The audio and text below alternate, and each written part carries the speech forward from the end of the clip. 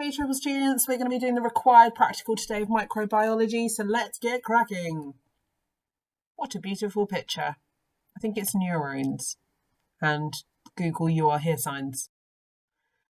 Okay, so today we're going to be looking at microorganisms and antiseptics. We're going to do a little bit of a throwback, just see what we can remember about other stuff, and then we're going to do the required practical. So you should have already seen how we use aseptic technique to grow bacteria in the lab. I'm going to do another video on this as well, but let's get cracking.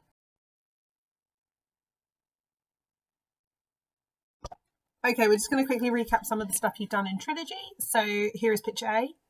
What is that? Well, there's picture B. And there's picture C. Well, picture A, I can tell from these tube-like structures that is bacteria. And I know that because it's not living and has these kind of plates and other bits of genetic information here, that is a virus. And this is a fungi because they're circular spores. Now, bacteria are kind of cool because they can come in spiral shapes and things like that. Now, for the spec, the bacterial conditions you need to know are gonorrhea, which I can't spell, gonorrhea, and salmonella. And there is a plant one, but I can never remember how to spell it. It's tuberfurans. Virus, there's three. There's measles, there's HIV, and there is TMV, tobacco mosaic virus. And fungi, you need to know about rose black spot. Okay, so they're the three that you need to know. This reproduces via spores. This reproduces, sexually and asexually.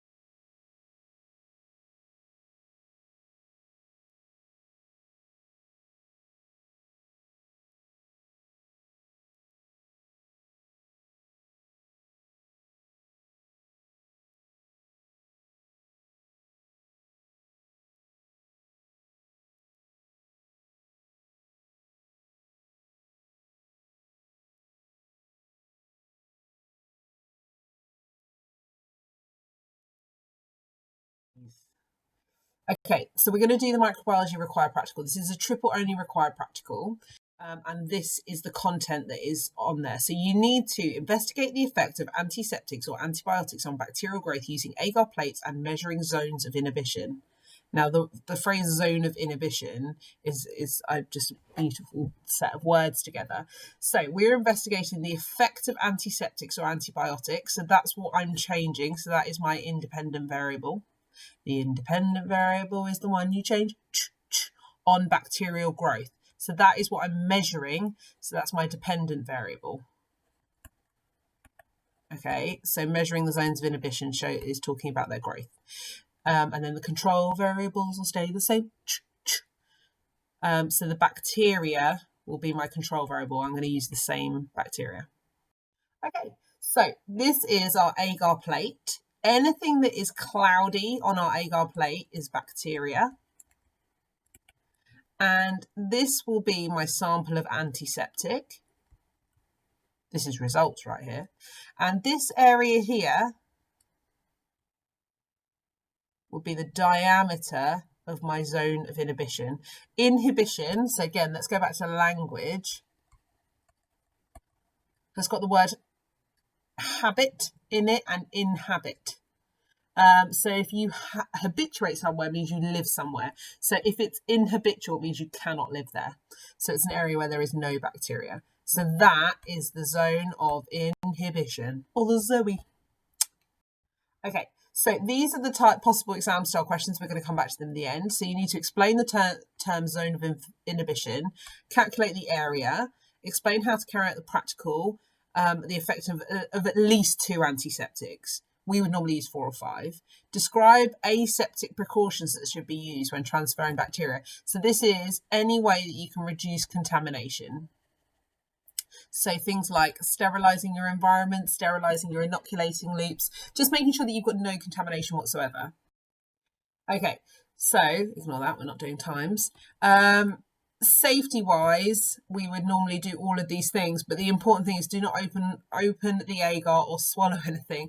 So for this one, we would have to wear gloves and goggles because we need to be stopping any kind of contamination. You need to know in this experiment we would be using the bacteria E. coli. We would use a non-dangerous strain, but it is really, really important there would be no ingestion of that.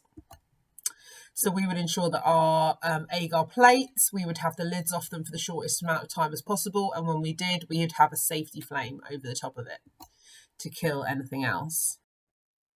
Okay, so I've said 4 antiseptics. It can be anything. So it could be things like Dettol, Milton. It could be looking at the antiseptic effects in natural things like garlic, copper, thyme, oregano. It could be anything. You just have to show the technique for it. So these are the pieces of equipment that you need.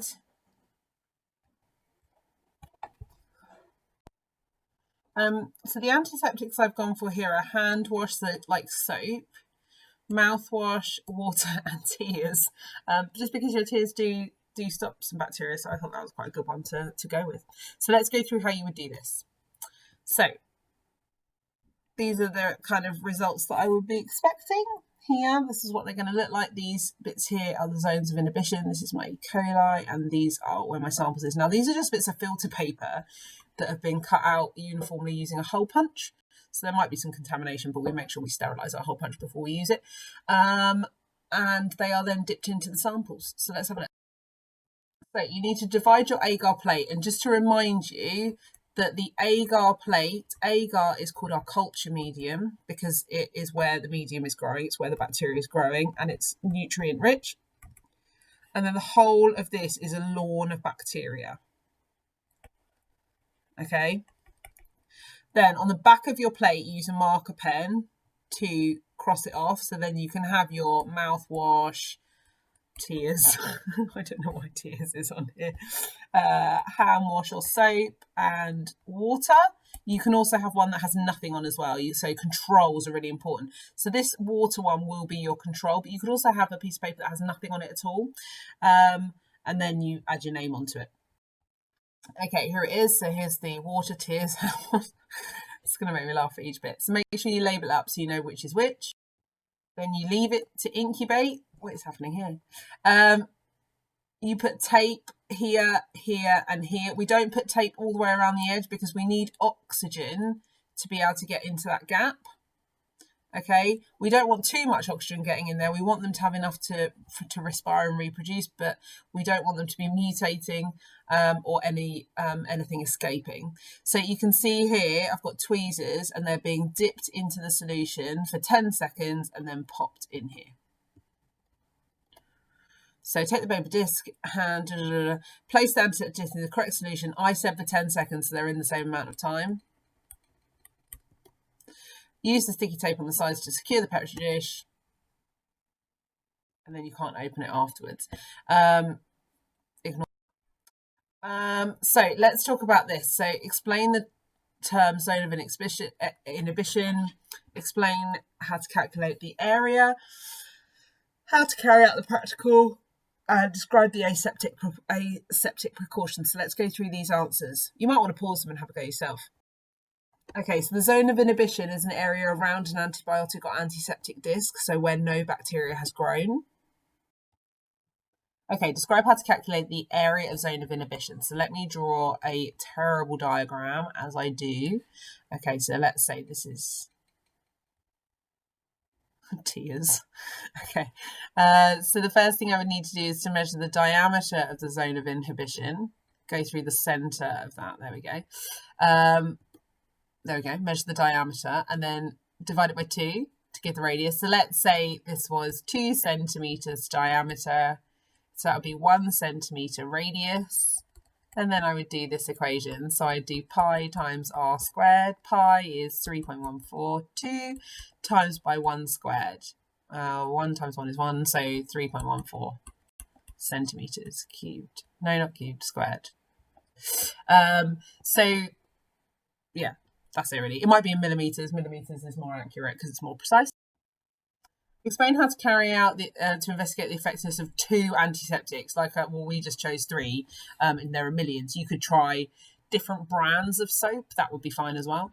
Okay, so use aseptic technique to create a full plate of bacteria. So this is, using sterilized tools, using your agar with the Bunsen burner nearby, etc.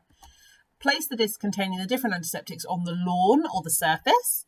Incubate them and calculate the area zone of inhibition for each, and make sure you repeat it several times. So usually if we're in class, everyone would make their own, and then we would have 15 other people who have done the same thing, so we can then take an average. So we could take a mean area of inhibition, and this would make it more reliable and reproducible, because lots of people have done it. Describe the aseptic precautions that should be used when transferring bacteria. Now, obviously, we're transferring bacteria, so it's not going to be unsafe. So make sure you wipe down surfaces with an alcohol wipe, because that will kill any bacteria. Use a flaming or loop or rod or rim of bottles. So this is our sterilizing our equipment. Use hand wash when you are doing it. And anything sensible. You will get anything for saying wearing gloves to stop transferring, blah, blah, blah. Anything sensible when we're talking about precautions. Why are aseptic precautions necessary when handling bacteria and other microorganisms? Because they can cause illness. And the really key thing about bacteria is it mutates so fast. It mutates from something simple into something dangerous very fast. Bacteria is used because it is less dangerous than using a virus. And only safe bacteria types really should be used. So non-pathogenic. So a pathogen is something that can make you ill, so we would use a non-pathogenic bacteria. No more than 30 degrees C, because more than 30 degrees C, we're going to get some mutations. All cultures should be close to a Bunsen burner flame, because, again, it kills harmful pathogens. The different variables that need to be controlled, well, we've got the volume of the antiseptic that's being used, the size or the area of the disc, the concentration of bacteria you've got. There's so much. Why are the chemicals adding to the plate on the filter disc? Well, that's going to be a dependent variable. What does the agar contain? Nutrients for the bacteria to grow and be sustained. What's the difference between antiseptic, antibiotic, and plant extracts? Well, antibiotic kills bacteria, and usually these are inside the body. Antiseptics are usually outside the body, and plant extracts come directly from plants. How can investigations similar to this core practical be used in a clinical environment? Well, if we're testing for new drugs and things like that, that might be a first step. And then I want you to have a little consider about how we could use this for new ones. Why do antibiotics only target bacterial cells? Well, they battle the toxins, they produce antitoxins.